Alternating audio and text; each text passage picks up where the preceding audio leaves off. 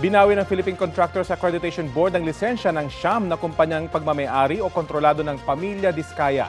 Sabi ng PICAB sa kanilang desisyon, labag sa batas ang inamin ni Sara Diskaya sa pagdinig ng Senate Blue Ribbon Committee na may pagkakataong nagbibid ng sabay-sabay ang kanilang mga kumpanya para sa iisang kontrata sa gobyerno. Kabilang sa siyam na binawian ng contractors licenses ang Alpha and Omega General Contractor and Development Corporation at St. Timothy Construction Corporation. Ang dalawang nabanggit na kumpanya ay kabilang sa top 15 contractors na isiniwalat ni Pangulong Marcos na may pinakamalalaking flood control projects sa bansa. Sa panayam ng unang balita sa unang hirit sa abogado ng mga Diskaya na si Attorney Cornelio Samaniego III, sinabi niyang i-aapela nila ang desisyon ng PICAB.